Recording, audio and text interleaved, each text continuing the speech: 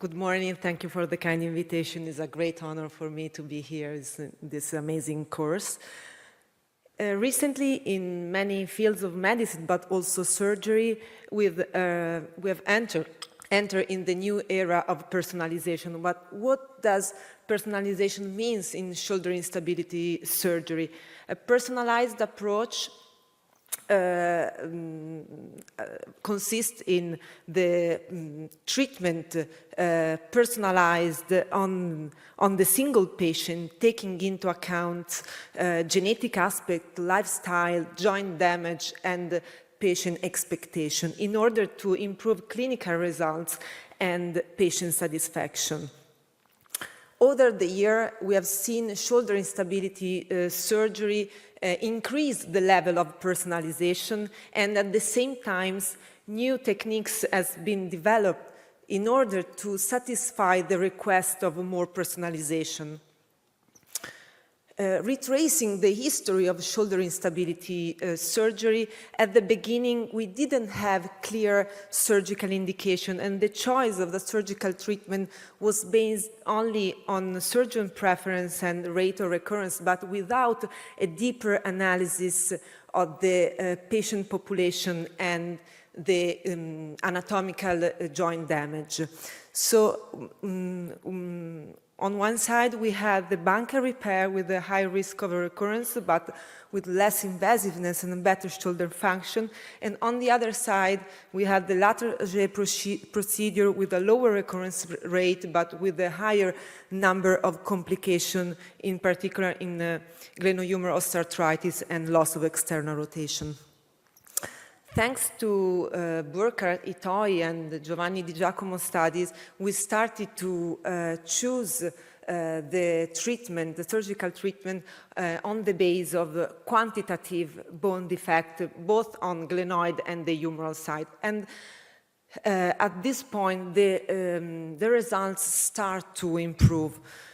But the paper that completely changed our decision-making and bring us in the new era of personalization was published in 2007. And in this study, the new score, the instability severity index score, was developed in order to select patients who could have benefit from an arthroscopic bunker repair with a low recurrence rate. And at this point, for the first time, this score start to focus on patient and joint damage. But this score is still a reliable method for patient selection in bunker repair.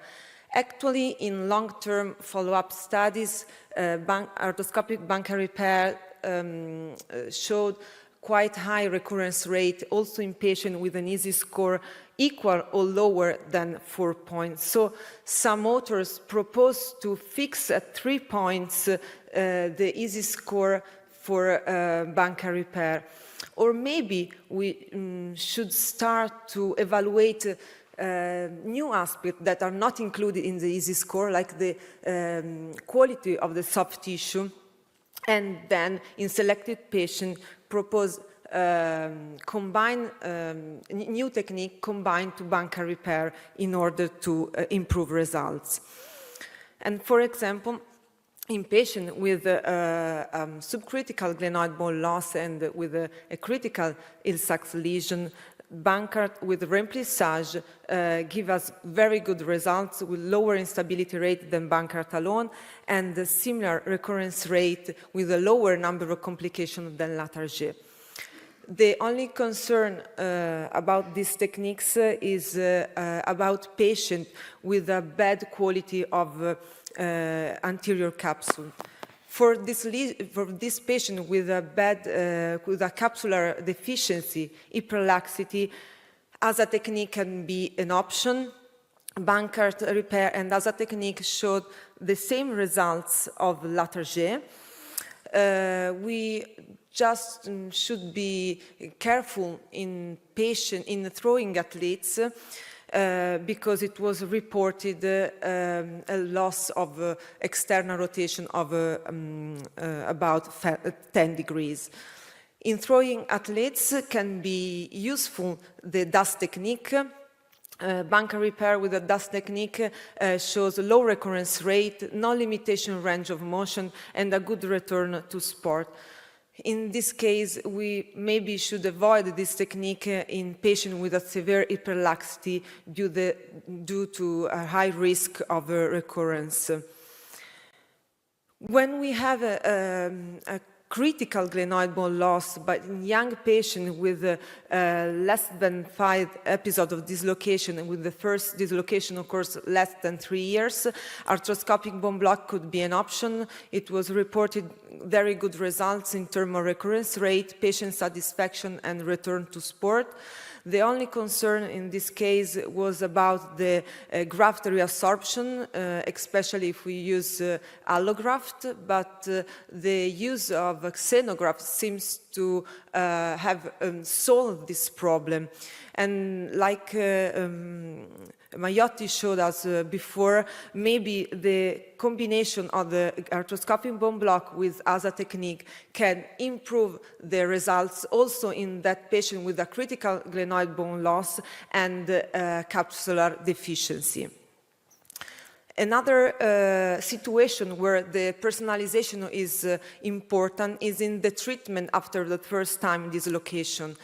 The choice between operative or conservative approach should be based on a strict selection of the patient, because it's true that an operative treatment shows lower recurrence rate, but on the other hand, in 45% with no recurrence rate after a conservative treatment, surgery can be an overtreatment.